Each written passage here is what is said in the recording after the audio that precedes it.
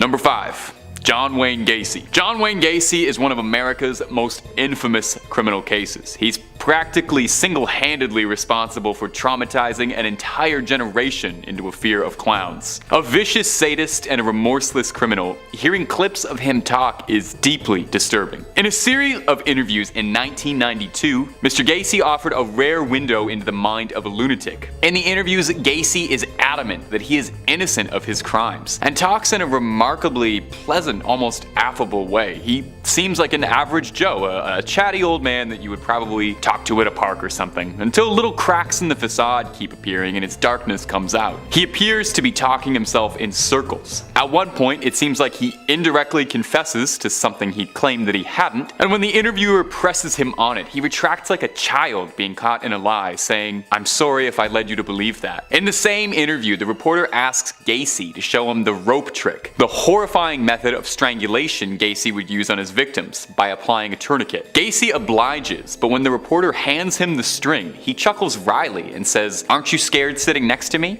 Most chilling is when the subject changes to talk of his clowning. He seems like he genuinely loved it, and knowing the unspeakable acts he committed as a clown makes it all the more sinister. He talks about how to him, clowning was an act of regression. It allowed him to explore his inner child within. Deeply, deeply unsettling. Perhaps most upsetting, though, is hearing Gacy talk about his anger towards his victim's family, saying they're overreacting. And you realize everything about the persona you've seen in the interviews is all just an act, just more makeup. My ghouls and goblins, if you're enjoying what we do on the channel and you want to hear more true crime stories, then subscribe to Top 5 Scared. We've got stuff coming every day.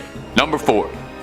The Night Stalker. Richard Ramirez terrorized Los Angeles for 14 months between 1984 and 1985. But perhaps you know him better under the sobriquet The Night Stalker. Maybe you saw the Netflix documentary that came out a bit recently. He was named that due to his propensity to seek into people's houses undetected and then carry out his sickening crimes. Eventually, he was caught after a facial sketch made newspaper front pages, leading to him being apprehended by an angry mob and arrested. He didn't see many interviews or too much direct media attention, but one that was filmed prior to his final sentencing showcases his twisted nature and the utter remorselessness of someone who was called the Night Stalker. While being asked about the nature of his crimes and the horrific dealings of them, Ramirez appears amused, smiling, almost holding back laughter. When asked outright about his motives, he smirks as if he's holding in a secret. It gets worse when he starts to wax poetic and philosophize about human nature. He chuckles a bit when asked if he thinks of himself as evil and says, "We're all evil." He insists that what he did is no different than what governments do on a large scale. He claims, saying he is merely a product of his time and that he was living in bloodthirsty times. Every word hangs in the air uncomfortably. He denies to answer if he feels emotions. He says he gave up on the feeling of love and happiness long before his crime spree started. But everything he says seems very fake and self-serving. The interviewer even notes this, saying, "You do a very good job reading off the script, Richard." There's an appearance of gloating as he talks as well. He expresses that he felt he would be crushed by his own desires if he didn't act on them. And when asked if he's afraid, he says he doesn't care what happens to him, and he never did. Truly sombering. Number 3. Herbert Mullen.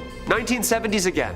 At the exact same time, in the same area, police had 2 serial killers to keep up with. Herbert Mullen and Edmund Kemper. No relationship to each other or each other's cases. Mullen was a paranoid schizophrenic in and out of mental health facilities in California during his teens.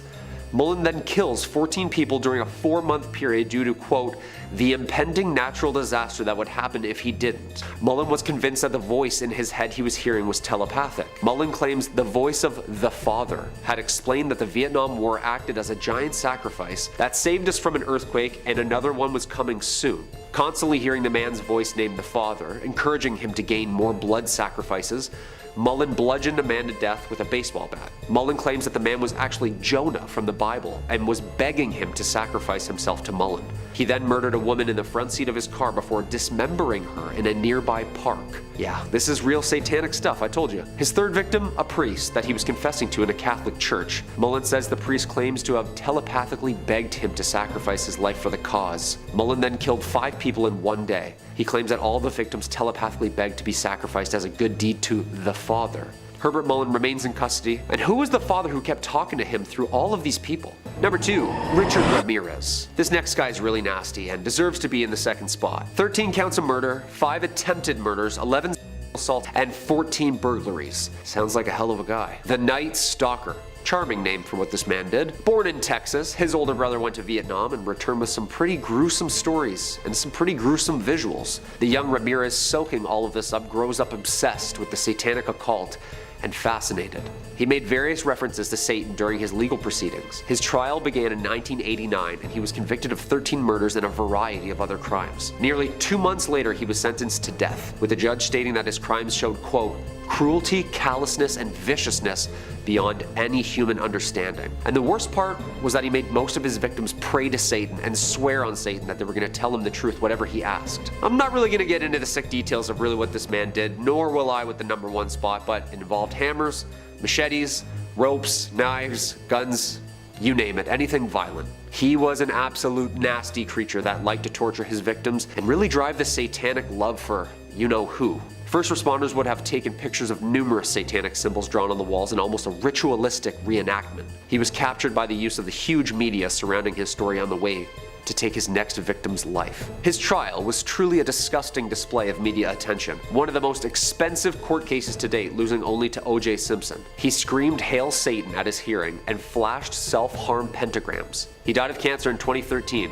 This guy must have signed some sort of book for you-know-who. Coming in at number 1, Charles Manson. Okay, so most of us are all familiar with this man and his famous case amongst American pop culture. Ramirez was said to have been a copycat of this man, and I can see why with all the satanicness. California in the late 1960s. A criminal, musician, and a victim of LSD studies, Charles Manson would go on to start and lead the Manson family cult. A small religious group with unclear motives but lost souls and a ton of drugs, and a father to now a family. In summer 1969, some of the cult members committed murders in LA.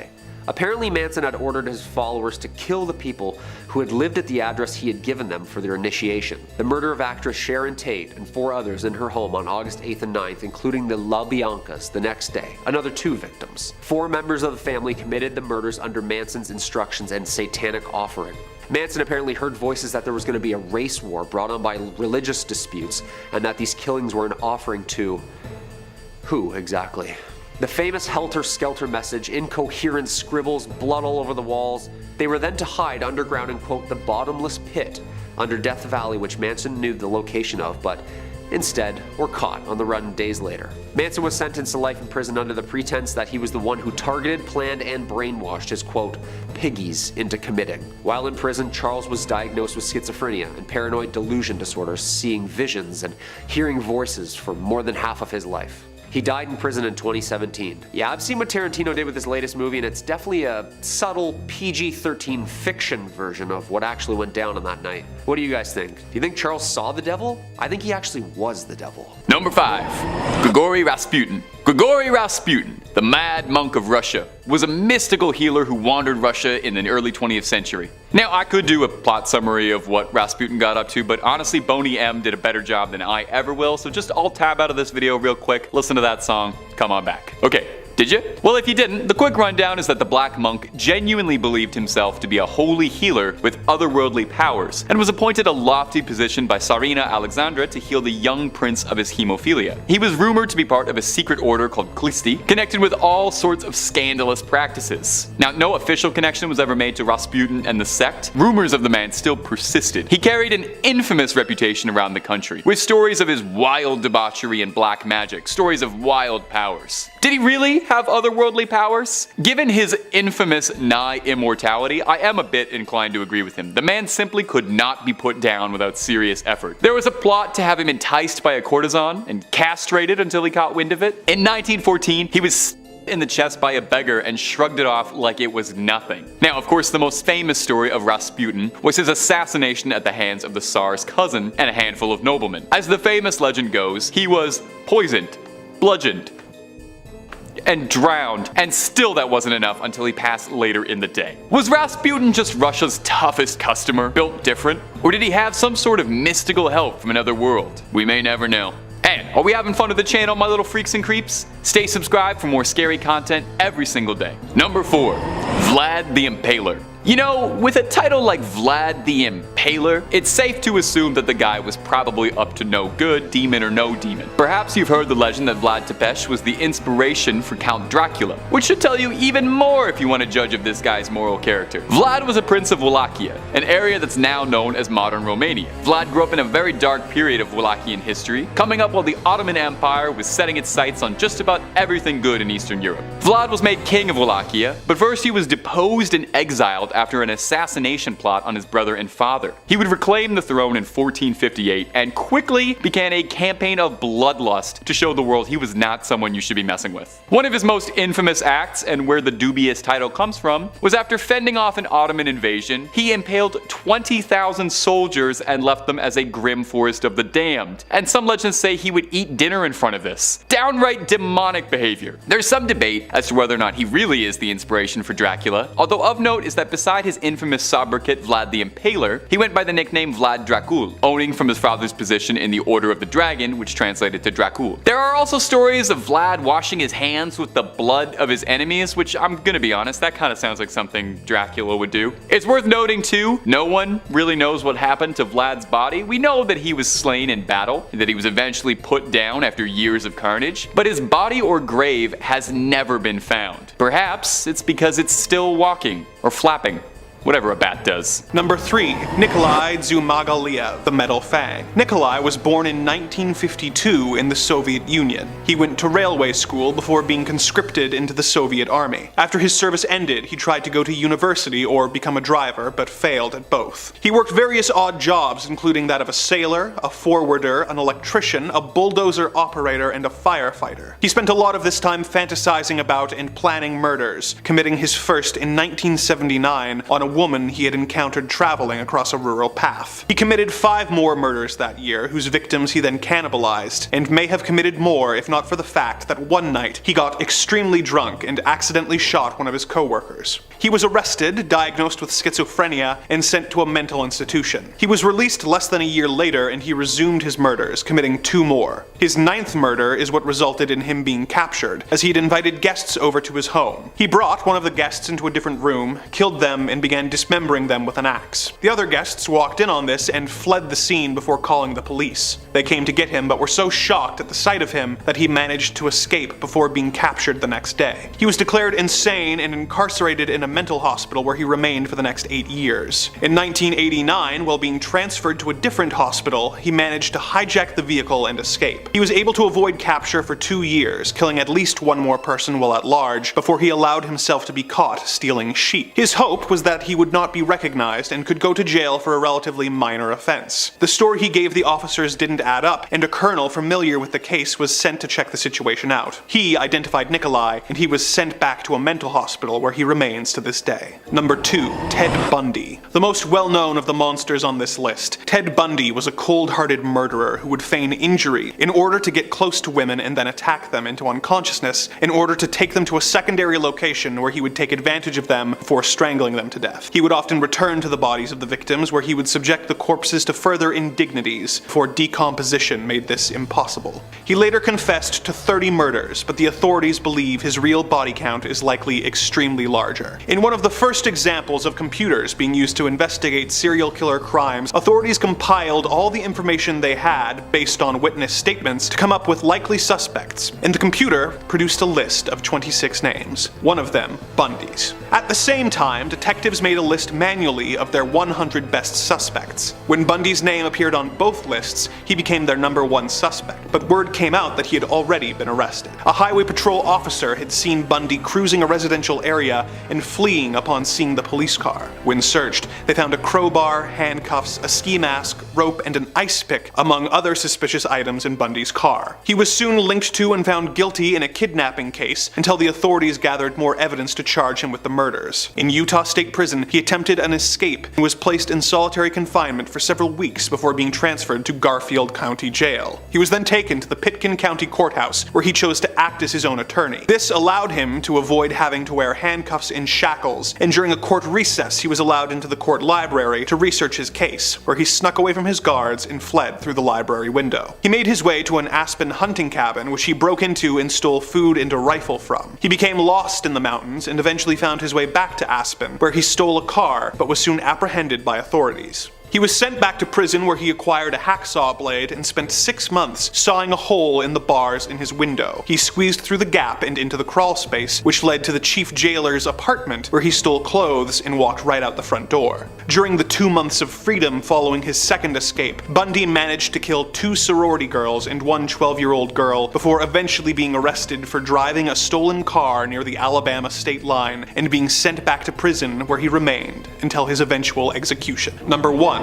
Earl Nelson. When Earl Nelson was 2 years old, his parents died and he was sent to live with his grandmother and her 2 younger children. Even from his young childhood days, he exhibited self-loathing and morbid behavior, being expelled from his primary school as a 7-year-old. He got even worse after being hit by a streetcar and being knocked out for almost a week. Upon awakening, he began to suffer from intense headaches and memory loss, and his behavior became more and more erratic. He was in and out of prison as a young adult for relatively minor charges such as trespassing and larceny. He eventually ended up in Los Angeles County Jail, where he remained for 5 months before escaping and joining the Navy. He was committed to the Napa State Mental Hospital by a Navy psychologist who described him as living in a constitutional psychotic state. The doctors at the institution described him as suffering from hallucinations and paranoid delusions, but they deemed him relatively harmless. In his time at the hospital, he managed to escape 3 times, causing the staff to nickname him Houdini and eventually stopped searching for him. He was sent back to the hospital after trying to assault a minor, but escaped 2 more times before eventually being discharged in 1925. The next year, he began his string of murders. He would travel the country pretending to be a harmless traveling Christian, looking for women with rooms to rent. He would then be invited into the women's homes, whereupon he would assault and murder them by strangling them.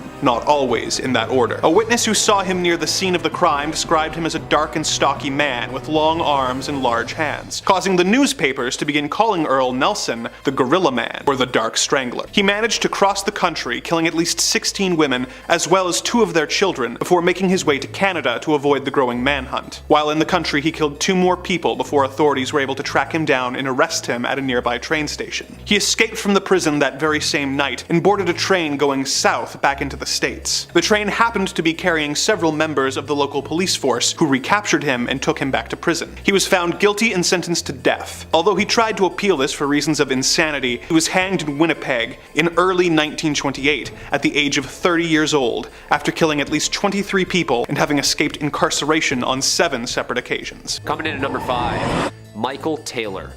It's 1974, Yorkshire, England. Michael Taylor, age 31, father of 5 and husband to Christine Taylor. Michael was a well-mannered and caring father and husband. Michael, like anyone, became depressed from a back injury, left him short on work and seeming a little odd and off. After seeking religious advice and a one-on-one session at a local church, Michael started having outbursts and acting aggressively. Puzzled, he sought one-on-one sessions which turned ugly. After apparently changing form and attacking Marie, a young religious leader helping Taylor and unable to remember anything, Michael and the church agreed that an exorcism was necessary. Father Peter Vincent and Reverend Raymond Smith met at St. Thomas and started. It got so violent, he was tied to the church floor. After hours in the middle of the night, the two had managed to exorcise more than 40 demons out of Michael, in which appeared around them as they exited. Violence continued, leaving only 3 demons remaining for the next day. After returning home from the first session, Michael was found now only hours later, naked, in the middle of the street, covered head to toe in blood. Michael had returned home, to which then his wife and family dog lay dead as the police arrived in the AM. His wife, missing her eyes, tongue, and skin from the front of her skull. The dog, torn limb from limb and spread around the home. He was arrested soon after for the death of his wife.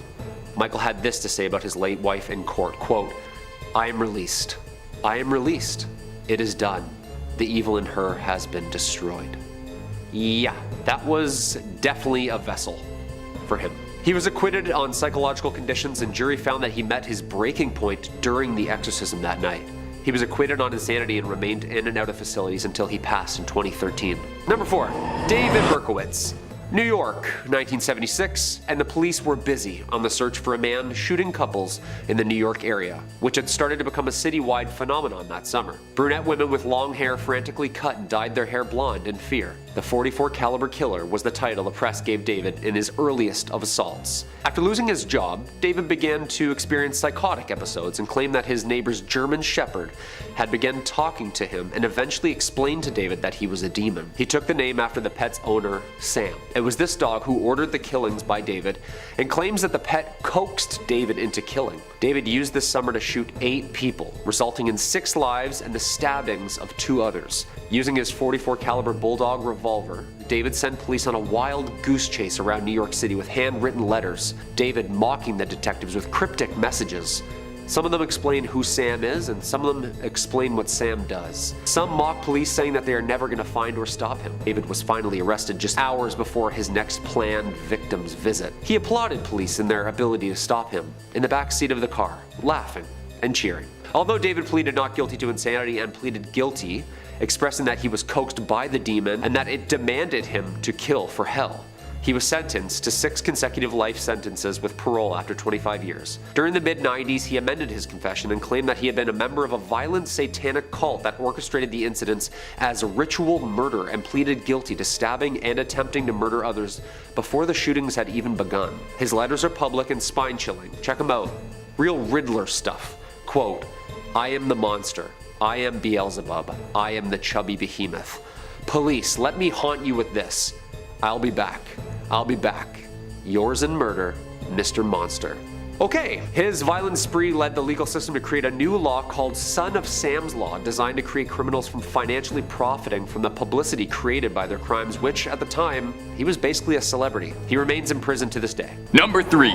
Jack the Ripper. Jack the Ripper is one of history's most infamous criminals, and honestly, maybe the most. Over 130 years ago, and we are still absolutely fascinated by his crimes, and we still don't even know for certain who he was. Could still be out there, he could still be at large. He terrorized Whitechapel through the year of 1888, leaving behind a series of sickeningly grisly crime scenes, torn apart and left in the street for all to see. There are at least 5 confirmed cases that are attributed to Jack the Ripper, but there are several more that are speculated to be attached to him, with some suggesting that it could be anywhere from 13 or higher. Jack eluded capture, stupefied his pursuers, and taunted his would-be captors, sending the police souvenirs, I guess, from his crimes, wrapping in the mail and sending them out. On one occasion, he did this alongside a threatening letter, boldly claiming to be from hell, known as the From Hell letter. The jeering letter taunted the police, inviting them to catch him, while he described the pleasure he took in his sick, sordid dealings. Investigators were downright stumped trying to find the guy. They suspected he didn't have any level of medical training, as his hurried slashes led them to believe he could have been a butcher. The way he slashed his victims was beyond horrific. He left them missing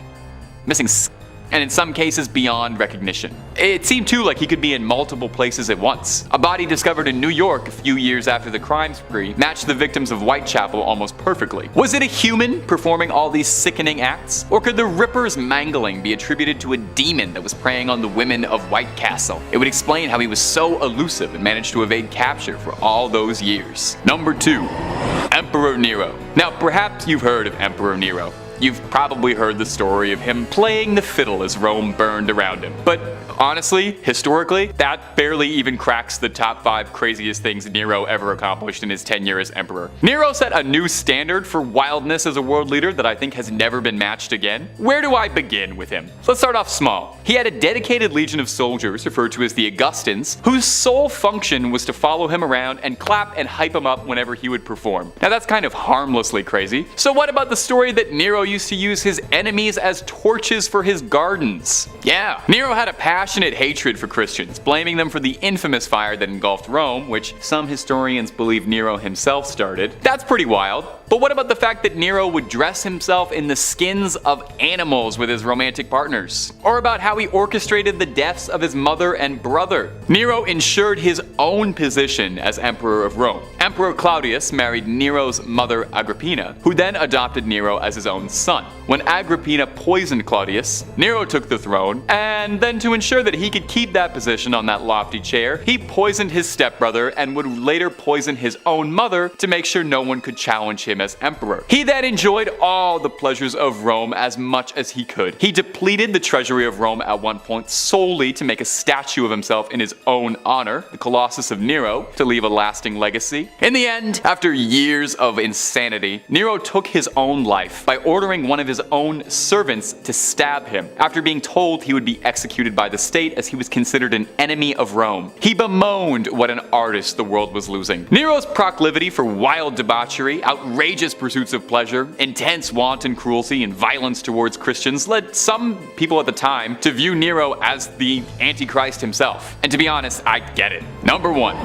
Manson. Charles Manson. The most infamous cult leader in history. And he might very well be one of the most famous criminals of all time. Charles Manson had a hypnotic level of control over his devout followers, leading them to a dark crime spree that would claim the lives of 35 people. Now, Manson himself never raised a blade to anyone that we know of, but rather used his domineering charisma to orchestrate the slayings down to the littlest details. He had a grim vision of an apocalypse where he believed there was going to be a race war and that his family needed to prepare for this. And part of these preparations was bumping off key celebrities he had a list of. Manson had dominion over his followers, giving them sacrament every day when in reality he was just giving them illegal substances to keep them impressionable. He banned glasses, calendars, watches, clocks, and anything that would ground them to the real world and made them more malleable to his will. Now, Manson and his family are host to a number of conspiracy theories. There's a very popular one saying that Manson himself is a product of the CIA's MK Ultra brainwashing program, and this is why he was so effective at controlling other people, and that the whole Manson family cult was a CIA op to destabilize the hippie movement. But another very prevailing theory is that the Manson family were Satanists, and they were part of a nationwide cabal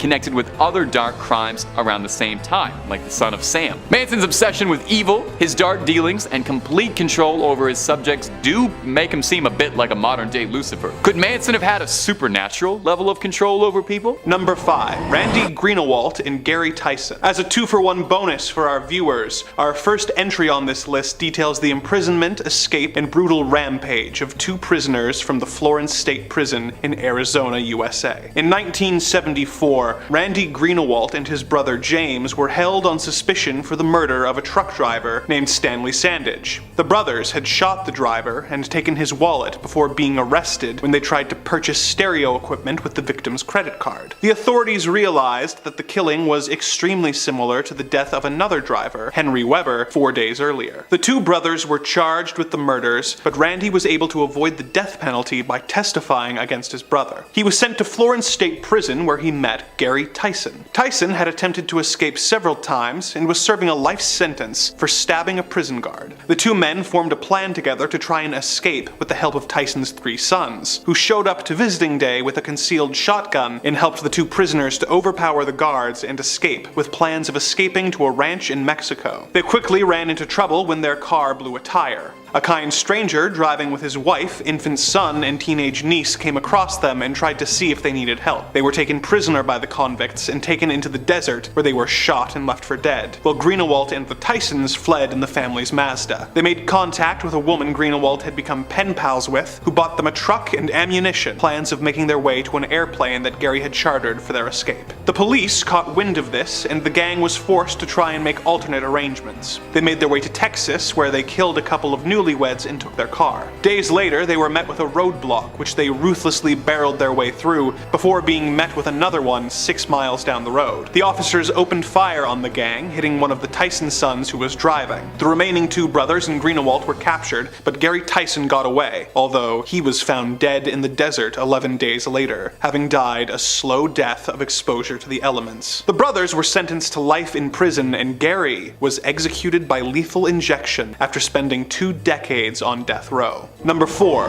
Lyda Southard, the Black Widow. While not all marriages end well, and some can accurately be described as unmitigated disasters, few have ended as poorly as the various marriages of Lyda Southard. But, for all her faults, no one can say she didn't take the vow of till death do us part seriously. Lyda married her first husband, Robert Dooley, in the year 1912. For a while, it seemed a good match, with Dooley's brother Edward joining them on their ranch in Twin Falls, Idaho, Idaho, and the couple having a daughter named Lorraine 2 years later. When she was a year old, Lorraine suddenly died, having apparently drunk tainted water from a dirty well. Tragedy struck again later that year when Edward died of food poisoning. 2 months after that, Robert died of typhoid fever, and Lyda was left the only surviving family member. Fortunately for her, she had taken out life insurance policies on each of her family members and had over $4,500 to try and start over after this tragedy. She soon married William G. McCaffell, becoming the stepmother to his 3-year-old daughter. When his daughter fell ill and died, the couple decided to move to Montana together, but within a year, William died of influenza, leaving poor Lyda a widow once again. Bad luck seemed to follow her wherever she went, with her next husbands, Harlan C. Lewis and Edward F. Meyer, both dying of sudden illnesses within 4 months of marrying Lyda. A relative of her first husband started to notice the pattern and had his family's corpses exhumed and examined, proving that all had died of arsenic poisoning. The other bodies showed the same results when tested, and Lyda was arrested before she had a chance to murder her 5th husband, Paul Southard, for the insurance money. She was sentenced to 10 years to life in the old Idaho State Penitentiary, where she remained as a model prisoner for the next 10 years. The guards eventually stopped watching her as closely as they should have, and in 1931 she managed to remove a bar from her prison window and use her bed sheets to construct a rope in order to escape. She remained at large for over a year until she was found in Topeka, Kansas, married to her 6th husband, Harry Whitlock. She was taken into custody for another 10 years before being released in 1941. She died of a heart attack in 1958, whereupon her 7th husband, Hal Shaw, likely breathed an unconscious sigh of relief. Number 3, the Doodler. Next time on this list is the Doodler. Like everybody else, don't let the goofy name fool you into thinking there is anything silly or funny about this guy. Now, this bizarre nickname would come about from his habit of drawing pictures of his victims before he would attack them. And I guess the drawer or the sketcher or the artist didn't quite roll off the tongue the same way that the Doodler did, and that's the name they went with. The exact body count of the Doodler is unknown, but police believe that it could be anywhere from 6 to 14 victims total in San Francisco, stretching from 1974 to 1975. Several men disappeared from the city's gay community, and more were injured. And part of what made him so hard to identify is that despite the city's historically very liberal and accepting view of the LGBTQ+ community, at the time, the larger mainstream whole community hadn't quite got there yet. And so, several of the men who would end up surviving an attack were too worried about outing themselves to want to cooperate with the police, leading to very few victims cooperating with the police, meaning there was very little information for any of them to work with, and the criminal was able to successfully elude pursuit. Ironically, for someone named the Doodler, the composite face sketch they had from witnesses is the only real bit of evidence they ever had to work with. However, unlike a lot of the other cases on this list, this one is actually still actively ongoing. There's a $200,000 reward for anyone that has any additional information. And as of 2019, this case is still ongoing, with DNA and fingerprint evidence being used to try to narrow down the ever wide net of potential subjects of interest and hopefully get some closure on a horrible chapter in San Francisco's history. Number 2, the Pickler. Now, I've talked about the Pickler before on this channel, but his story is so horrifying and honestly unbelievable that it's worth repeating at least once. Again, goes without saying, like every single entry else on this list, the Pickler leads you to believe this is going to be a silly story, but wait about a minute, I'll explain why he's called the Pickler and all the pieces will come together and you'll regret clicking on this video. This one's kind of a dark one. The Pickler's real name was Bela Kiss, and he worked as a tinsmith in the early 1900s, living in a humble small village in Hungary. He had been married and he had children, but his wife had left and with her took the children. He moved in a housekeeper who served as his sole faithful companion. His housekeeper would note that he seemed to entertain a plethora of female guests and was never hurting for women's attention, although she didn't talk to any of the guests much. Outside of his women callers, Kiss was actually fairly isolated. He kept to himself mostly, he didn't interact with his neighbors much at all, or the community as a whole, instead preferring to tend to himself and living quietly alone with his housekeeper and his big collection of metal drums. He had a stockpile of metal drums all over his property, and when people would ask about them, he he said that he was stockpiling gas. In 1914, Kiss would be conscripted to serve with the Hungarian army and left behind his home to his noble housekeeper. While deployed, Hungarian soldiers were running low on resources, and when they needed gas, some soldiers on patrol saw fit to take from Kiss's collection over his property. However, when they went to recover the gas, they were shocked to discover what the barrels actually contained. No gas to be found, but instead the bodies of several missing women floating in alcohol in an attempt to preserve or pickle their corpses.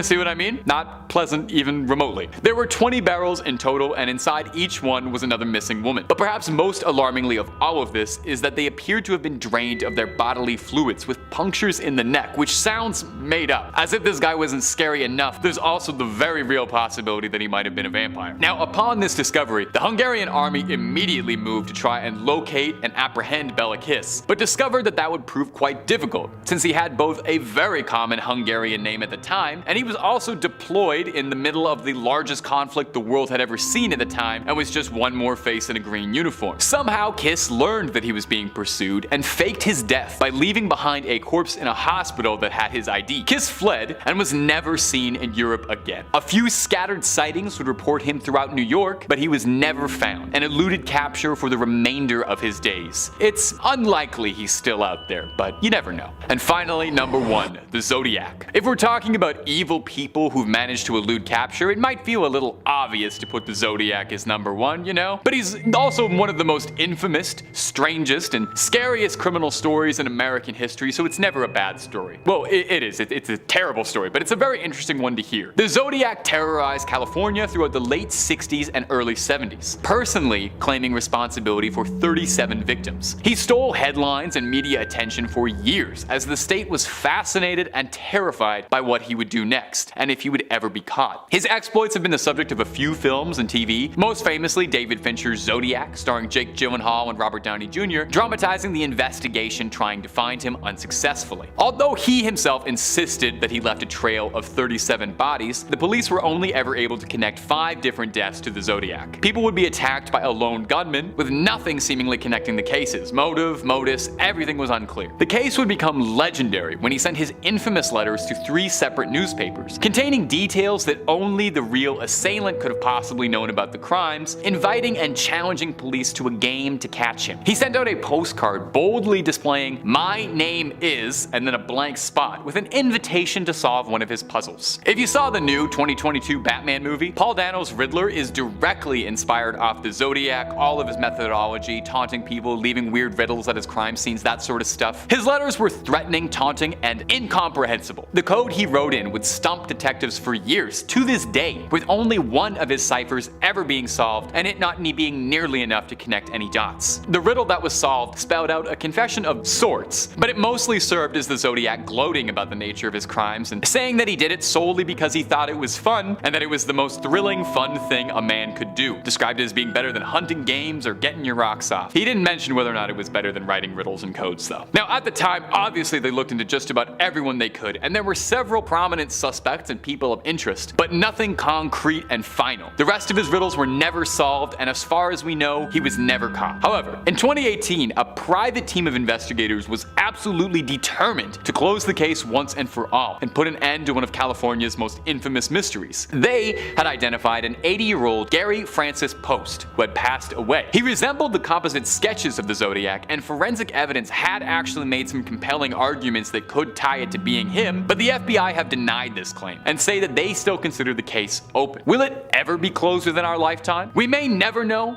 but the one thing that's certain is that we are not going to stop trying until we get some answers. You want my theory? Personally, I think Jack the Ripper is the Zodiac. I think that would be the ultimate plot twist to the end of all of this. Number 5 on this list is Mao Zedong. Mao Zedong wanted China to become a superpower, but how he went about it wasn't the best. Loss of life to Mao Zedong really wasn't of much importance to him as long as the end goal was achieved. The BBC writes, Mao and other communist leaders set out to reshape Chinese society. Industry came under state ownership and China's farmers began to be organized into collectives. All opposition was ruthlessly suppressed. The Chinese initially received significant help from the Soviet Union, but relations soon began to cool. In 1958, in an attempt to introduce a more Chinese form of communism, Mao launched the Great Leap Forward. This aimed at mass mobilization of labor to improve agricultural and industrial production. The result instead was a massive decline in agricultural output, which together with poor harvests led to famine and the death of millions. The policy was abandoned and Mao's position weakened. In an attempt to reassert his authority, Mao launched the Cultural Revolution in 1966, aiming to purge the country of impure elements and revive the revolutionary spirit. 1.5 million people died and much of the country's cultural heritage was destroyed. In September 1967, with many cities on the verge of anarchy, Mao sent in the army to restore order. It was in this great leap forward that Mao's rule cost the lives of millions. He wanted to change China into an industrialized nation and implemented tons of unproven agricultural methods. This dropped the food output significantly and led to the Great Chinese Famine. This famine is largely regarded as the deadliest man-made disaster in human history, so yeah, it was pretty bad. Unlike others on this list, Mao for the most part wasn't infatuated with the deaths of citizens. It was just a byproduct of his incompetency and horrible rule. Granted, we can't let him off too easily because he also didn't care that much to change his way of thinking. During his reign of power, it's estimated that 40 to 70 million Chinese civilians died through forced labor, executions, or famine. Number 4 on this list is Nero. We're throwing it way back with this one and going to the year 37 AD. That's when Nero was born and he lived until 68 AD.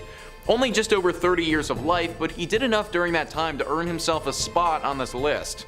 Wikipedia writes, most Roman sources offer overwhelmingly negative assessments of his personality and reign. The historian Tacitus claims the Roman people thought him compulsive and corrupt. Suetonius tells that many Romans believed that the Great Fire of Rome was instigated by Nero to clear land for his planned Golden House. Tacitus claims that Nero seized Christians as scapegoats for the fire and had them burned alive, seemingly motivated not by public justice but by personal cruelty. This personal cruelty of his is widely documented and nobody was safe from it. One would think that your own mother would be on the do not kill list, but apparently not for Nero. To rid himself of any potential outside influences, he had his own mother murdered. He's said to have stabbed, burned, boiled, impaled people for his own personal pleasure. Couple this with the fact that he's said to have burned down entire cities while people are still inside of them, and you get a horrible, tyrannical dictator who, I'm sad to report, actually did exist. Number 3, D.B. Cooper. Now our next entry, I would hesitate to call him as evil as the rest of some of these crooks, you know? Sure, he hijacked a plane, sure he held the entire plane hostage, and sure he stole $200,000 from the government, but that doesn't mean he's a bad guy. D.B. Cooper's case is one of contemporary crime legends, as all that I just described sounds like he would be FBI public enemy number 1, right? Like they'd be working around the clock to bust this guy, they'd have him within the week. He slipped through authorities' fingers, and to date, D.B. Cooper was never caught. We don't know if that was even his real name or just an epithet he was using for the plane. We don't know anything really too concrete about him. Depending on what your definition of success is, D.B. Cooper could possibly be considered one of the most successful criminals of all time. To get into the nitty-gritty of the details, on November 24th, 1971, a man using the possible alias Dan Cooper boarded a flight to Seattle, and almost as soon as it took off, he passed a note to a flight attendant indicating that he had a with him, and that he demanded that when the plane landed, he trade the passengers on the flight for $200,000 and 2 parachutes. That's a smart man. He didn't want to waste any of that money on parachutes. The note said that if anything funny happened, he would blow the plane up. They complied out of fear, and upon landing, he was given the money by local authorities. Cooper then seized the plane one more time, holding the flight crew hostage with plans to fly to Mexico City. But midway through the flight, Cooper pulled a little point break and jumped out of the plane with all the money with him. And that would be the last time anyone would have ever seen D.B. Cooper. The FBI chased him for years to no avail. Nothing was ever found. No body ever recovered. No suspect ever caught out of a laundry list of people of interest. Some of the bills were recovered, but that's the only piece of evidence. Now my absolute favorite theory about D.B. Cooper, and it's kinda out there, is that he's legendary cinema director Tommy Wiseau, and that this is where his fortune came from, as the man is shrouded in mystery regarding where his seemingly limitless supply of money comes from and his mysterious origins. Is it completely ridiculous and has no basis in reality? Yes, but it's also hilarious. Now, as for any more likely suspects for Cooper, there were a couple of Special Forces veterans who lined up with physical descriptions who could have been capable of committing the heist, but no concrete charges were ever made, and to date, no trace was ever found. Number 2, the Zodiac. Possibly one of the most infamous cases in American history, the Zodiac was a notorious criminal, famed in equal measures for his slayings and for his chilling obsession and interaction with the police trying to track him. He was made a household name after a Hollywood flick starring Jake Gyllenhaal and Robert Downey Jr. depicting the efforts trying to find him. The Zodiac is known to be responsible for 5 different deaths terrorizing California in the late 60s and early 70s, although he himself claims responsibility for 37 victims. The Zodiac case became legend when he sent his now infamous letters to 3 separate newspapers, providing details only he could have known about the crimes, and challenging the police to a sick game of sorts, sending them incomprehensible ciphers and riddles that supposedly contained clues to his identity and the crimes within. Only one of his ciphers was ever solved, and the rest remain a mystery. The Riddler from the new Batman movie is a direct inspiration from the Zodiac's sinister dealings. For 5 years, the Zodiac would taunt his pursuers with riddles and codes, sending horrifying cards, taunts, a letter boldly displaying "My name is blank," and then a cipher below it teasing their inability to find him, a postcard with his symbol written in blood, amongst others. Part of what makes the Zodiac such a fascinating and truly horrifying case is how much he seems like a movie bad guy come to life. The planning makes him out to be some sort of sinister criminal mastermind, and it's hard to disagree with that proclamation when he's completely eluded any form of capture for the better part of 50 years. There were several possible suspects as to who the Zodiac could have been, but nothing conclusive. To date, people are still trying to find the answer, hoping something new might come up to put that nightmare to rest. And number 1, Jack the Ripper. If you want to talk about evil that's got some staying power, it's hard to top Whitechapel's most infamous resident ever. 134 years avoiding capture, which means he could still be out there. The 18th century Night Stalker has held an almost supernatural-like grip over public interest since we first ever heard about the case, surrounding the brutal 5 slayings we know about, who knows how many more. Preying on women and using the cover of the night, Jack eluded, stupefied, and taunted the streets of London, leaving a disgusting trail of blood and gore in his wake, leaving victims looking like the aftermath of a butcher's. He seemed to take a sickening glee in his violent delights, mocking his would-be pursuers, sending the police threatening letters, and even organs from his crimes. Jack is an almost modern mythical boogeyman, appearing across hundreds upon hundreds of works of fiction, TV shows, movies, video games, you name it. Assassin's Creed even tried to say he was part of the Order. That's a little out there. There are some folk who offer that Jack the Ripper is the progenitor to all true crime fascination, which honestly kind of makes sense. As much as he terrified Londoners at the time, the media was obsessed with him, with the original media buzz surrounding him, paralleling how we talk about most brutal crimes these days. You can bet your bottom pounds that if Jack was terrorizing London today, there'd be podcasters talking about him in between sponsored ads for MeUndies. Jack's crimes shocked Londoners, as the vicious and public nature of the slayings were not exactly commonplace. So surely, in 130 years, someone had to have some idea as to who Mr. the Ripper was, right? Well, with a case as famous as this, obviously there are some options. A quick glance at Jack's Wikipedia page suggests a possible 31 different suspects over the years who've all been attributed to it, and those are just the ones who made the page. It's worth noting that we are still looking. We are still trying to find him, put this case to rest, because everyone wants to be the one to say they unmasked the Ripper. Number 5 on this list is Thomas de Torquemada. This is a name that is often forgotten. Thomas isn't often talked about in the same conversations as some of the other people on this list. He didn't kill as many people as some of the other people here, but don't think for a second he wasn't as evil. Had he the means to do so, he assuredly would have killed far more people than he did, and he still killed a ton. Next, Luxury writes, the first Grand Inquisitor, Thomas de Torquemada, was a religious zealot.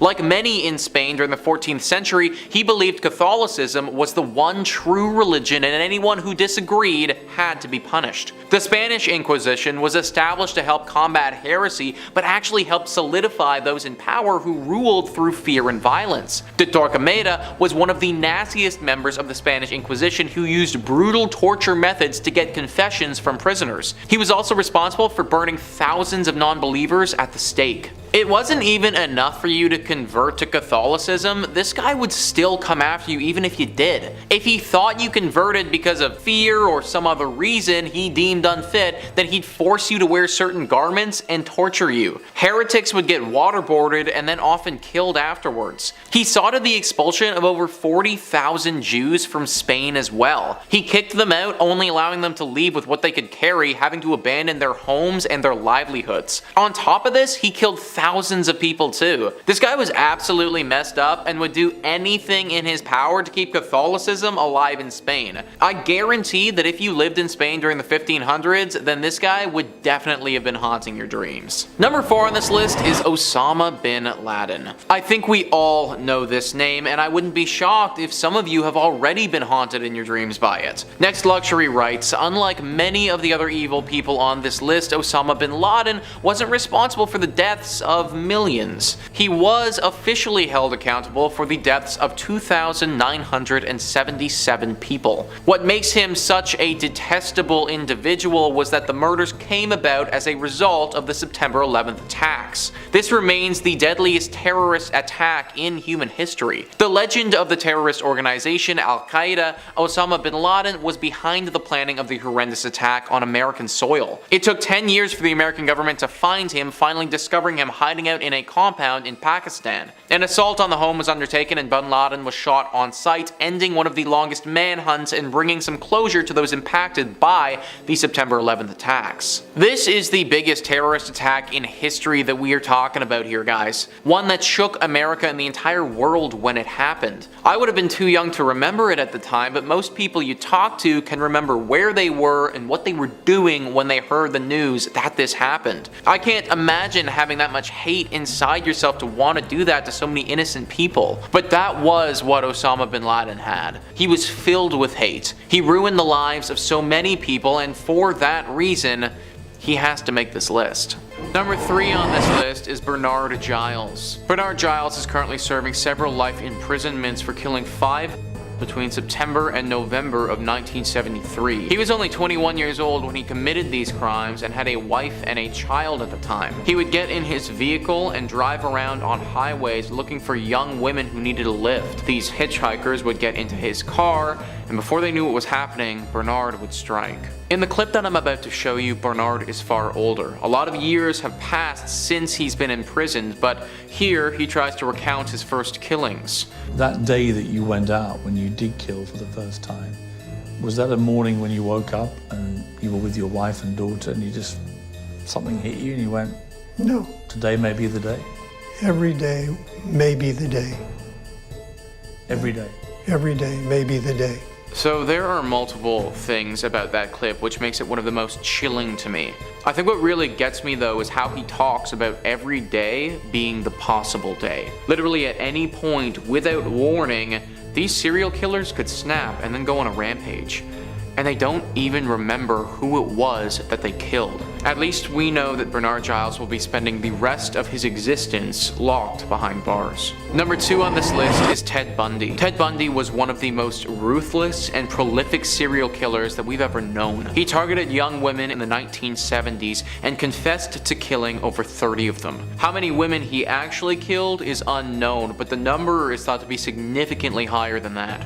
He engaged in all types of sick and sadistic stuff, things that I can't get too deep into on YouTube because they were just simply that bad. A member of his own defense team even came out and said, Ted was the very definition of heartless evil. Whenever your defense team is coming out and saying that, you know that there's no redeeming you. Bundy died back in 1989 by means of state-sanctioned electrocution. Before he was executed though, Ted Bundy had one final interview. This interview took place in the evening of the day prior to him being executed. Watching this man who killed so many people and knowing that he's going to be executed the following day, there's just this cloud of darkness that hangs over the whole interview. Ted Bundy described what it was like to kill someone by saying, I want you to understand what happened. It was like coming out of some kind of horrible trance or dream. I can only liken it to being possessed by something so awful and alien,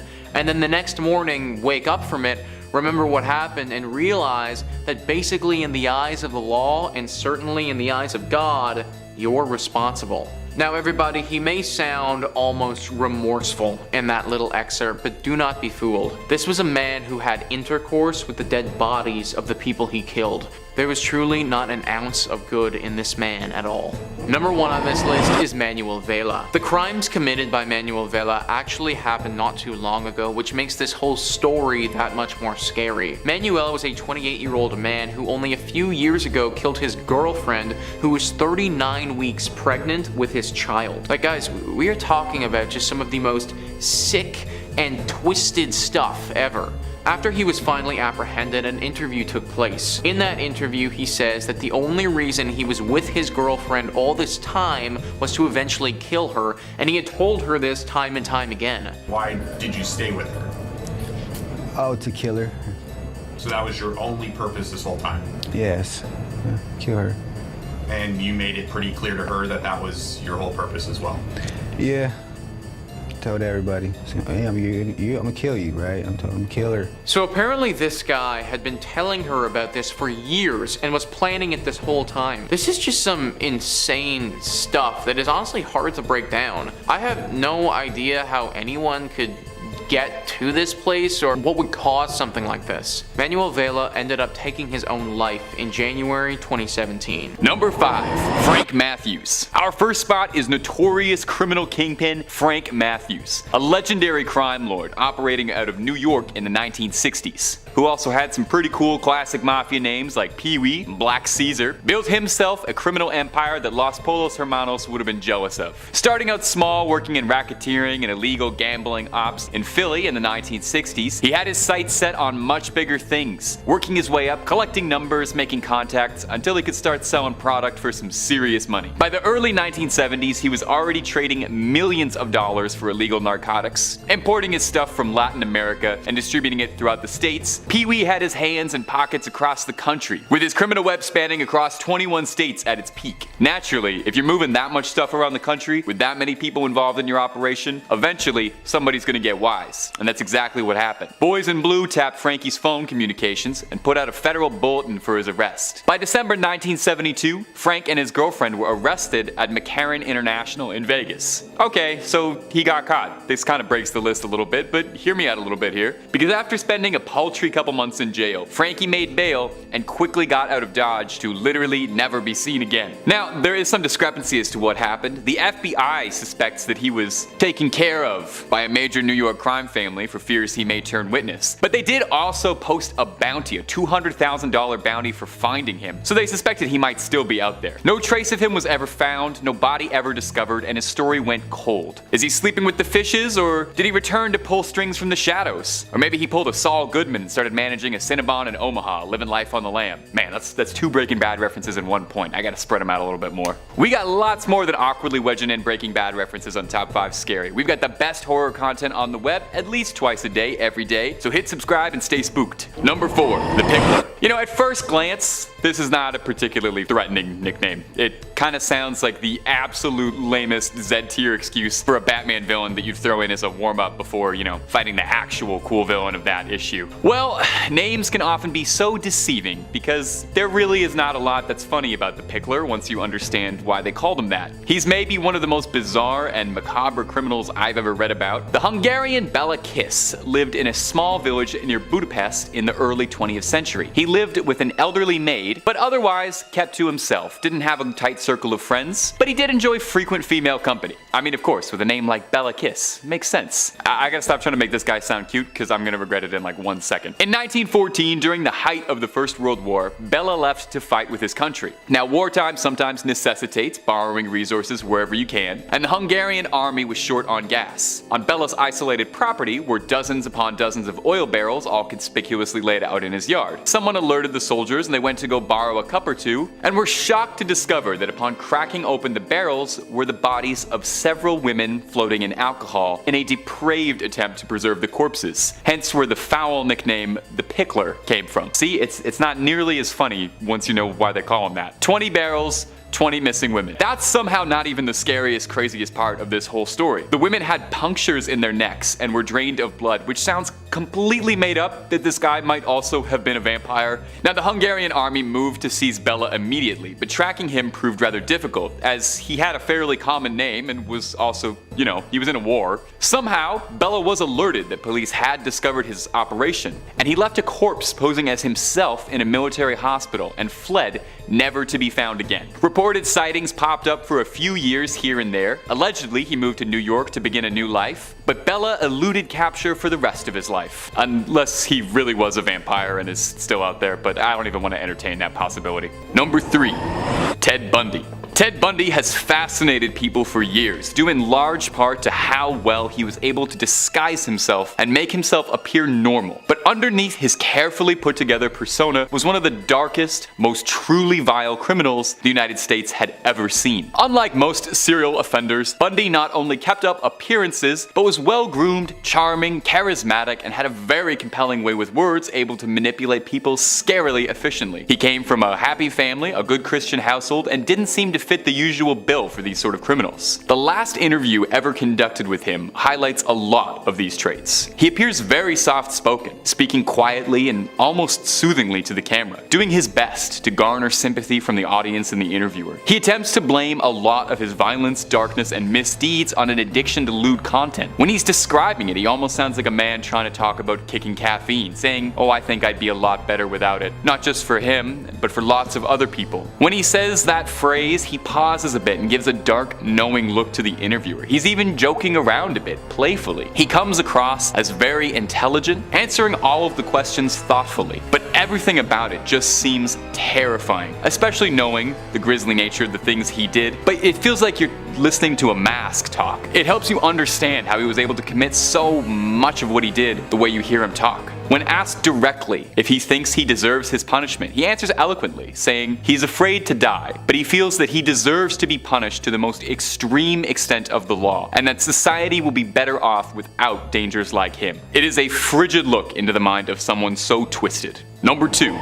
Dahmer. Jeffrey Dahmer is infamous. The name immediately evokes horrible emotions. Perhaps you've seen one of the many movies based on his twisted crimes, but the truth is always scarier. In 1994, Jeffrey Dahmer would give his last interview before his final sentencing, speaking to Stone Phillips, a former NBC anchor. The interview featured his father Lionel present, who Dahmer did not share a close relationship with. Now, the entire extended segment is harrowing. Dahmer is completely cold and calculating the entire time, speaking dryly with almost no emotion to anything he's saying. It's as fascinating as it is horrifying to hear him talk, to be honest. He remembers everything very clearly, and he describes it plainly, matter of fact, extremely sterilely. But there is a hint of remorse, almost regret over what he's done, but it is impossible to tell truly if it's genuine sincerity or if it's all just a carefully manipulated act to appear sympathetic. Perhaps the most disturbing insight into Dahmer's brain is when he tells the reporter that he found the violent acts of his crimes distasteful, and said that it was all just a means to an end of his ultimate goal, which was having complete physical domination over someone else. He describes his crimes as not something I enjoyed doing, and then proceeds to explain his sinister desire to create living zombies by putting acid in brains, leaving people docile and helpless. Dahmer was known as well to keep trophies of his victims, calling into question if any of these statements rang true. He reiterates that he just wanted someone to keep under his complete control, a slave to his will. And number 1. Charles Manson. Charles Manson may very well be the most notoriously well-known criminal in American history. He's definitely the most well-known cult leader. The cult leader led a string of violent attacks in 1969 to 1971 that would eventually culminate in his arrest and standing trial for his grievous crimes. Manson would spend the rest of his life in jail and occasionally entertained interviewers looking to shed light on the bizarre, grisly story. Manson was charismatic in his own way, persuasive, outrageous, and most importantly, commanding and controlling. But if you ever saw any of his interviews after his arrest, you'd be forgiven for not thinking that, since pretty much every time he opens his mouth, it's either to share his bleak, nihilistic worldview or raving in a way that is just completely incomprehensible and is the gibbering of a madman. As soon as this one interview starts, he boasts that he doesn't feel guilty since he hasn't done anything he's ashamed of, and then pausing for a second and clarifying, "I'm ashamed of not doing enough."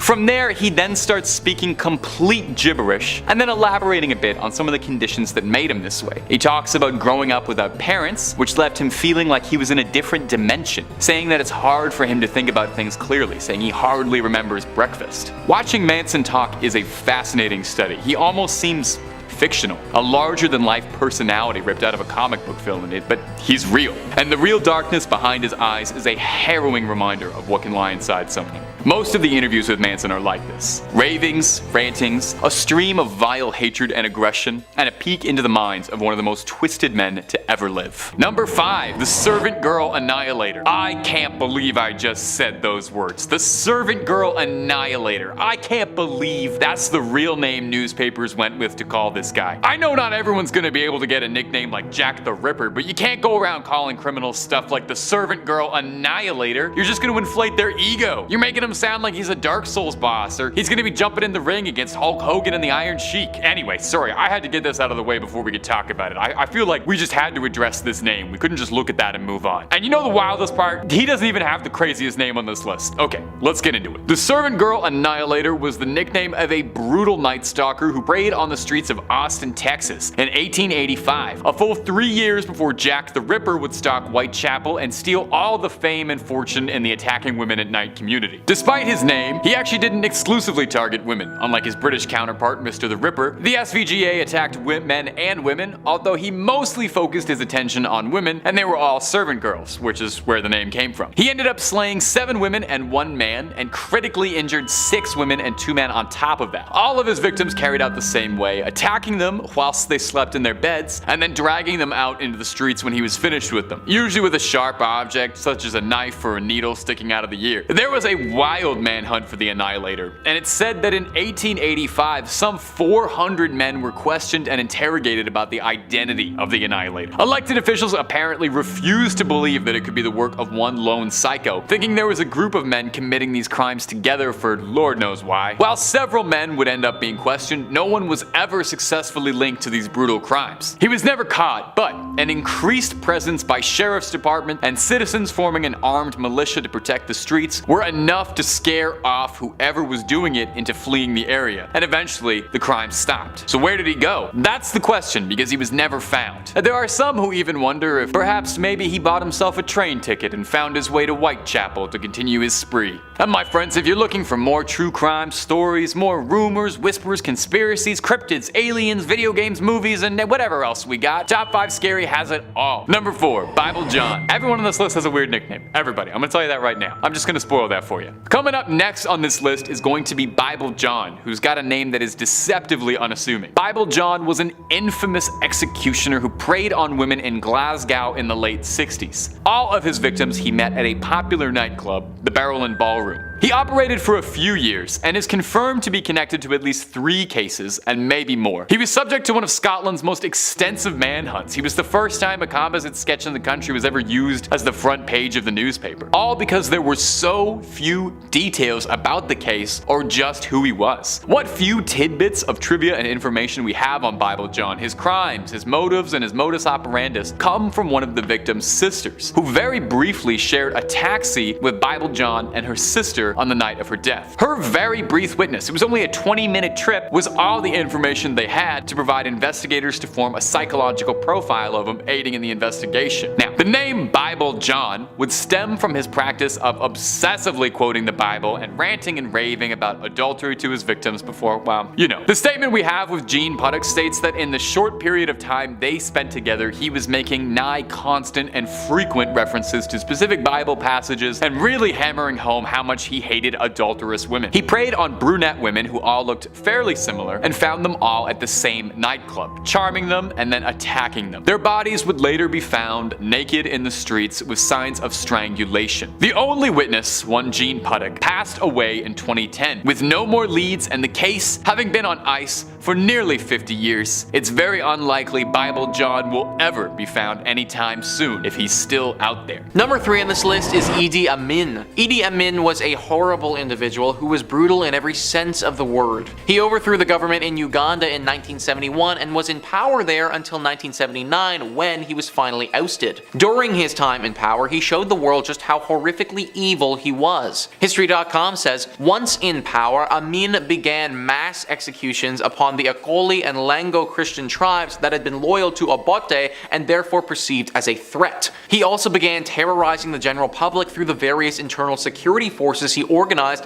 such as the State Research Bureau and Public Safety Unity, whose main purpose was to eliminate those who opposed his regime. In 1972, Amin expelled Uganda's Asian population, which numbered between 50 and 70,000, resulting in a collapse of the economy as manufacturing, agriculture, and commerce came to a screeching halt without the appropriate resources to support them. Throughout his oppressive rule, Amin was estimated to have been responsible for the deaths of roughly 300,000 civilians. One of the worst parts about all of this is that he never had to pay for these heinous acts. After he was ousted in 1979, he fled to Saudi Arabia and just lived out the rest of his life there under protection. He lived comfortably there after having caused so much pain and death just years prior. He lived like this for decades until he finally died in 2003 from natural causes. Idi Amin doesn't get nearly as much media coverage as he should. The atrocities that took place in Uganda during the 70s need to be talked about more and must be acknowledged. Millions of people during that time would have been living in total fear of this man. I think it's fair to assume he probably still haunts the dreams of those who had to live through this terrible trauma. Number 2 on this list is Joseph Stalin. Stalin is another one of those guys who just has to be on this list. His name is synonymous with evil and hatred and death. Next Luxury says, much like Hitler, Joseph Stalin was loved by his supporters and hated by everyone else. The dictator governed the Soviet Union from 1922 until his death in 1953. His communist identity was influenced by Marxism-Leninism, resulting in his own idea known as Stalinism. Throughout his rule, millions died, particularly during the famine of 1932 and 1933, thanks to his disruption of the economy. Stalin was also responsible for the Great Purge, where a further 1 million were imprisoned and around 700,000 executed. To this day, Stalin supporters revere him as a champion of the working class, looking past the ethnic cleansing and mass executions that happened during his time in power. Stalin's horrifying exploits are often overlooked because just a little further down the line, you do have the whole Adolf Hitler thing. Stalin was right up there though as being just as brutal. The way he treated the Ukrainian people was absolutely horrific. He starved them for the sake of starving them. We cannot have another one of these individuals in our world ever again. We barely made it out the first time that we had one. And finally, number 1 on this list is Adolf Hitler. I mean, you knew that he had to be here, guys. I feel like it would be wrong, honestly, to not include him on this list. Adolf Hitler is pretty much the unanimous selection when it comes to the most evil individual to ever walk the face of the earth. No single person inflicted as much terror on the world like Hitler did. Next Luxury says, the German dictator was responsible for the deaths of over 6 million Jews and other minorities during the Holocaust. This alone puts him at the top of the most evil people in history. The leader of the Nazi Party, Adolf Hitler, was evil to his core. The Führer of Nazi Germany quickly rose to power during the 1930s. He led with a combination of fear and anti-Semitism policies that resonated with Germans after the loss of World War I. Once in total control, Hitler initiated World War II, where he invaded Poland. For 6 years, he and his armies ravaged Europe, with Adolf Hitler indirectly responsible for the deaths of over 50 million people. He was an evil person who died like a coward after killing himself in his bunker on April 30th, 1945. There was just so much evil that filled this man. I cannot imagine how it must have been inside his brain. There must have been so much noise and anger flooding in his thoughts all the time. He's most famous for hating the Jews, but there were also tons of other minorities that Hitler detested. Ultimately, this one man caused so much pain in so many lives. He haunted people's nightmares when he was alive, and he's continued to do so even after his death. As a human race, all we can do is pray that no one this evil ever gets put on the planet again. Number 5. Robert Fisher. Robert Fisher was a man living in Arizona with his wife and 2 children, living quietly. He had worked as a surgical technician and had previously attempted to become a Navy SEAL. He was an avid outdoorsman, an expert hunter, angler, and camper, and found himself frustrated that his children didn't quite share this love of the outdoors with him. Fisher did all he could to present himself as an all-American, white picket fence, nuclear family man, but the truth was far more complicated than that. A child of divorce, Fisher had intense issues regarding separation. He and his wife fought constantly over everything, and reports from friends say that he was cruel, controlling, and manipulative to her during their marriage, refusing to let her decorate the house how she wanted, berating her constantly, and so forth. As well, he didn't socialize much outside of his family and was described as a loner. In late 2001, his wife Mary Fisher had had enough, and after nearly 20 years of marriage, was planning on filing for a divorce. On April 9th, 2001, neighbors would overhear a loud argument from the Fisher property. Later that night, the property would explode, burst into flames. Firefighters found inside the property the bodies of Mary Fisher alongside the Fisher son and daughter. Mary had been shot and the other victims slashed. Robert Fisher himself was not recovered at the site. Robert was thought to have set off the explosion in his own home intentionally as a way of burying his evidence and his tracks, and is thought to have fled entirely, hoping to begin again under a new identity. The thought process from police being he was terrified of Mary leaving him and afraid of repeating the childhood trauma of his mother's divorce. He saw fit to end the lives of his family rather than put them through that experience. Now, friends of Fisher had noted that there had actually been a pattern of worrying behavior before this. Allegedly, on one hunting trip after successfully bagging an elk, Fisher took the blood from the exit wound and smeared it all over his face. Another occasion describes him sneaking up on a family at a picnic to scare them by firing off shotgun rounds into the air, or an altercation in which he fatally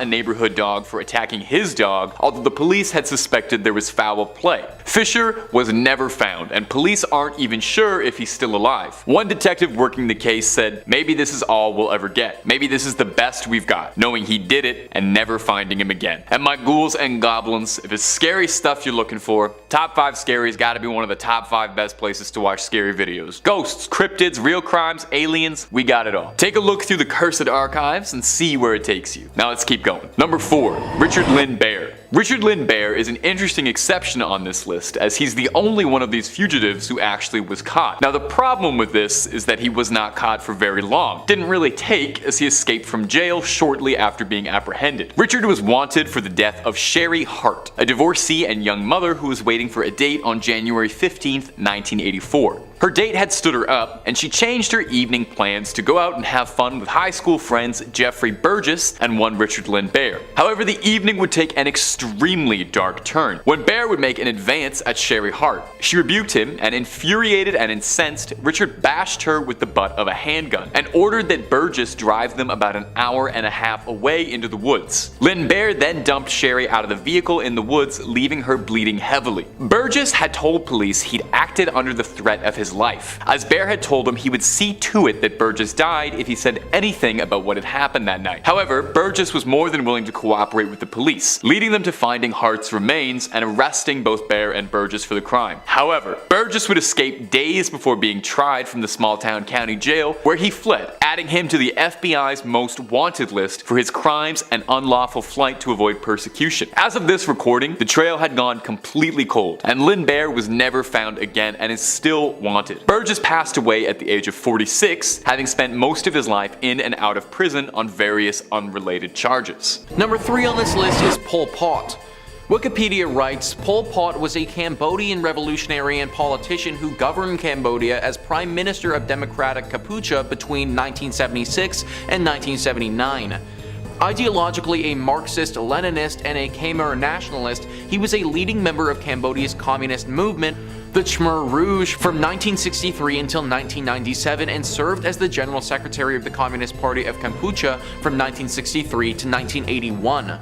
Under his administration, Cambodia was converted into a one-party communist state and went through the events of the Cambodian genocide. The Cambodian genocide is something that we don't learn about enough in history class. This genocide claimed the lives of at least 1.5 million Cambodian civilians from 1975 to 1979. 1.5 million is already a ridiculously large number, but it should also be noted that in 1975, this would have accounted for roughly a quarter of the entire country. Pol Pot and the party that he led during this time wanted to turn Cambodia into an agrarian socialist republic. At the time, Mao Zedong was in charge of China and Pol Pot went to him for advice on how to make this a reality. To do this, he emptied out cities and forced people into labor camps where they were either executed or simply worked to death. Disease and malnutrition was also rampant in these camps and the quality of life was horrible. Money was abolished and everybody was forced to wear the exact same black clothing, stripping people of any sense of their individuality.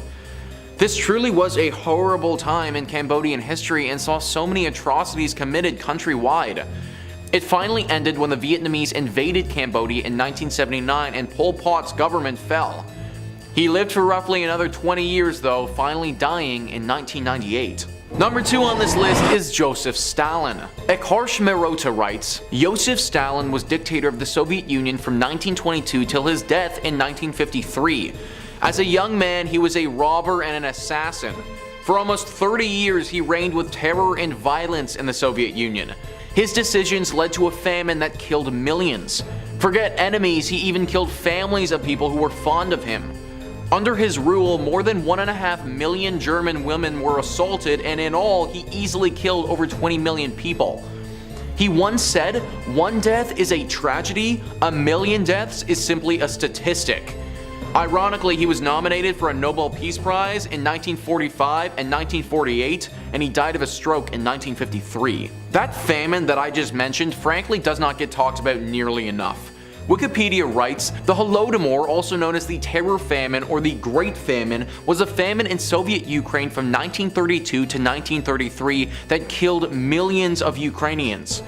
It was a large part of the wider Soviet famine of 1932-1933. The term Holodomor emphasizes the famine's man-made and allegedly intentional aspects such as rejection of outside aid, confiscation of all household foodstuffs, and restriction of population movement. As part of the wider Soviet famine of 1932-1933, which affected the major grain-producing areas of the country, millions of inhabitants of Ukraine, the majority of whom were ethnic Ukrainians, died of starvation in a peacetime catastrophe unprecedented in the history of Ukraine. Since 2006, this has been recognized by Ukrainians and 15 other countries as a genocide of the Ukrainian people carried out by the Soviet government. This was a famine that could have been prevented or dealt with, but just wasn't. It was actually intentional. There are reports of survivors who said that soldiers would come to their homes and specifically destroy any food that they had there for no reason. Stalin truly was void of emotion, and it's sad that a man like this actually existed. And finally, number 1 on this list is Hitler. I feel like this one should really be a no-brainer, guys. Adolf Hitler had so much hatred inside of him and was the architect of such overwhelming death that he has to be at the top of the list. Hitler was born in 1889 in Austria. He never had a great relationship with his family and fought often with his father.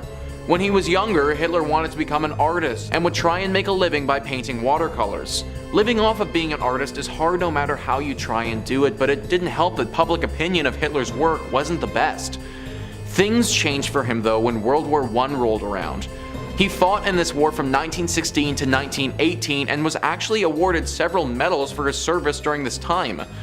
Experts say that World War I was a stark turning point for Hitler in his life, and this started him down the path that would later ruin so many lives. The Holocaust Encyclopedia writes, Adolf Hitler was the undisputed leader of the National Socialist German Workers' Party since 1921. In 1923, he was arrested and imprisoned for trying to overthrow the German government. His trial brought him fame and followers. He used the subsequent jail time to dictate his political ideas in a book, Mein Kampf. Hitler's ideological goals included territorial expansion, consolidation of a racially pure state, and elimination of the European Jews and other perceived enemies of Germany. These goals were thankfully never achieved, but Hitler certainly did try. Over 6 million Jews were killed during the Holocaust, Hitler's sick and infamous genocide, and roughly 70 to 85 million people died in total during World War II as a whole. Nobody can say for sure that there wouldn't have been a Second World War if Hitler wasn't around, but it's clear that he played an extremely instrumental role in making it happen, which in turn caused so much suffering for the entire planet. A sick and evil man at his core, and somebody that the world could have used without. Number 5 on this list is Edward Edwards. Edward Edwards, for those who don't know, was an American serial killer who did most of his killing from 1977 to 1996. He has 5 confirmed kills to his name, however he's suspected of several additional murders that were never solved. Edward always had an affinity to crime.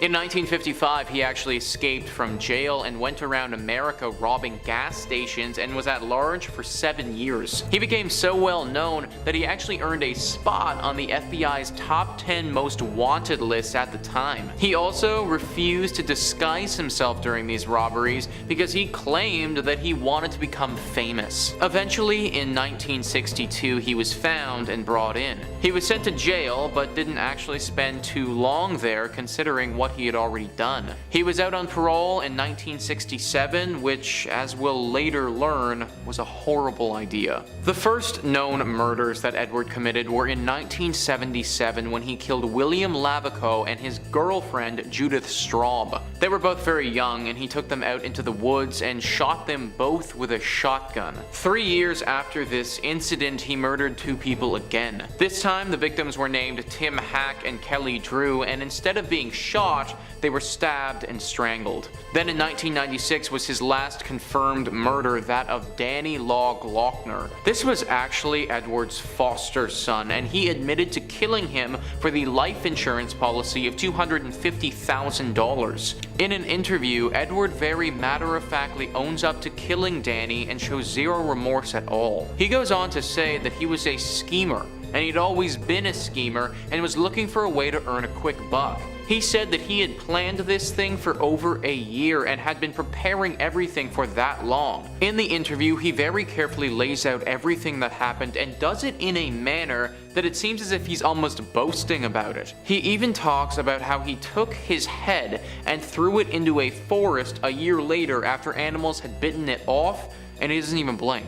Edward Edwards was an extremely sick and twisted man who clearly was not capable of feeling any normal and healthy human emotions. He died in prison back in 2011. Number 4 on this list is Tommy Lynn Sells. Tommy Lynn Sells is right up there as being one of the worst serial killers of all time.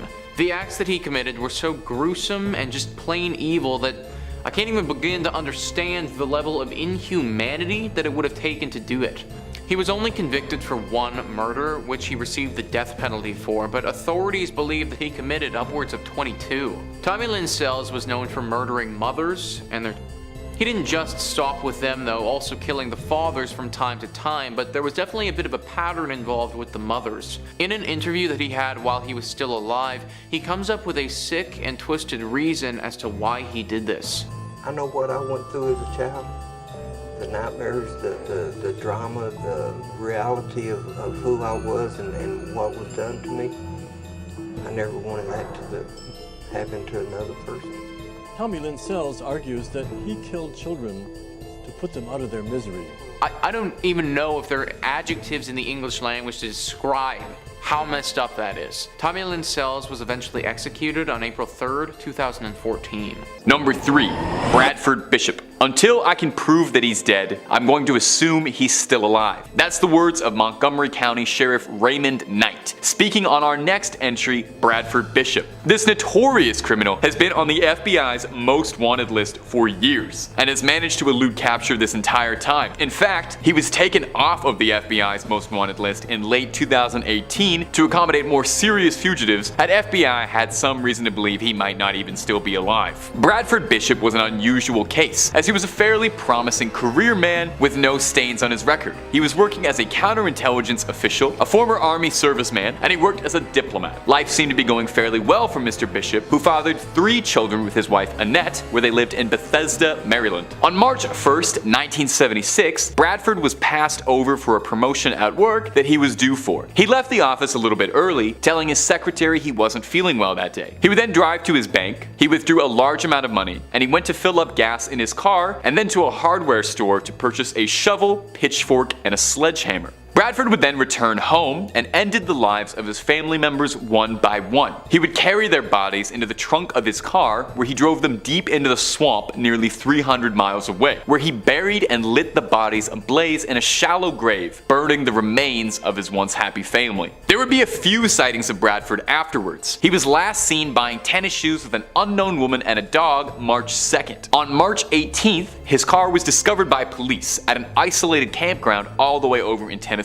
The contents of the car were unnerving. A blood-soaked blanket, a shotgun, an axe, and the well for the spare tire was soaked in blood. A jury indicted Bradford, and that was the last time any evidence of the case ever emerged. Now, since then, there have been numerous unproven sightings, sporadically appearing throughout Europe mostly, but nothing that has contributed to an arrest. If Bradford Bishop is still alive, he is 86 and has still evaded capture. Number 2. The Freeway Phantom. The Freeway Phantom was the self-given nickname of a serial criminal around Washington, D.C. who has never been identified. He first made himself known in the early 1970s, seemingly taking a page out of the Zodiac's coded puzzling handbook. The Freeway Phantom taunted the police with cryptic messages and puzzles teasing his capture. 18-year-old Brenda Denise Woodard was found dead in November 1971 with a note inside one of her coat pockets. The note read out as follows: "This is tantamount to my insensitivity to people, especially women. I will admit the others when you catch me if you can. Signed, the Freeway Phantom." The name happened to catch on. There are a few criminals who offer to write their own monikers, but clearly the Freeway Phantom had a brand in mind. Over the course of a 17-month period, 6 similarly aged young black women were found all along the highway, all missing their shoes and all showing visible signs of trauma. Police had been working on what they thought had been promising leads, including an investigation into 2 former police officers who were being convicted of a separate crime. However, none of these investigations ever turned up anything concrete, leading the FBI to take charge of the case in 1974. However, it was around this time that the trail started to go cold, and no more deaths following the Freeway Phantom's MO appeared, luckily. Although tragically for the victims' families, no justice would ever be found either. The investigation is still active in some aspects in Washington, D.C., although, given that it's been 5 decades since the first victim was found, it's hard to think that any serious progress might be made on this case. Perhaps the identity of the Freeway Phantom will never come to light, but at the very least, it seems as if the brutal series of crimes had stopped. Number 1. The vending machine. When you were younger, did you ever hear about the urban legend of someone putting poison in candy, or someone putting a razor blade inside of a chocolate or an apple or something and giving it out to trick-or-treaters? Probably have. I mean, I've even talked about it before in a previous video on urban legends. It's the kind of story that you'd hear on a playground and it would scare you and stick with you for life. You tell yourself that kind of thing only happens in the movies, and no one in their right mind would ever go around poisoning unsuspecting people. But that's perhaps because you've never heard of this case. The case of the mysterious vending machine criminal in Japan. This wave started in April of 1985. People around Western Japan, primarily in Tokyo, were dying under mysterious circumstances. The first victim died shortly after purchasing 2 bottles of a popular Japanese soda, Orinamen C. In the next coming weeks, there were 35 cases of mysterious poisonings, all tracked back to Orinamen C purchased at vending machines. At the time of the crime spree, the company producing Orinamen C had been running a promotion where their vending machines would give out a second bottle of the product after purchasing one, and the criminal took advantage of this fact, lacing bottles of the soft drink with a powerful poison, and he placed them inside or on top of the vending machines to deceive consumers into believing that they'd been a winner of the promotion and they got that extra second bottle. Shortly after, police issued citywide warnings across all vending machines to inspect each drink carefully to see if the seal on the bottle cap had been tampered. Of these 35 cases, 12 of them were fatal, making the Orinamen C tampering the deadliest product tampering case in history. Police had absolutely 0 leads, and the nature of the crime made it incredibly difficult to track down, as the bottles had been dispersed seemingly randomly across Western Japan. As well, there did not appear to be any greater motive, no intentional victims. There was nothing to link them together, as the victims that had all been afflicted had been completely random. Police had suggested, though, that they think the suspect was a single agent acting alone, who had meticulously planned the crime. A psychologist suggested possibly that the crime was carried out as a response to Japan's orderly and aggressive work culture, and that this was a lashing out by hurting unsuspecting people that the victim would never have to face. They would get a sense of rush and control, but never have to directly deal with the consequences. Whoever was behind the Orinamen C tampering spree was never caught. There were cases across Tokyo afterwards police suspected might have been copycats, but no leads and no arrests were ever made.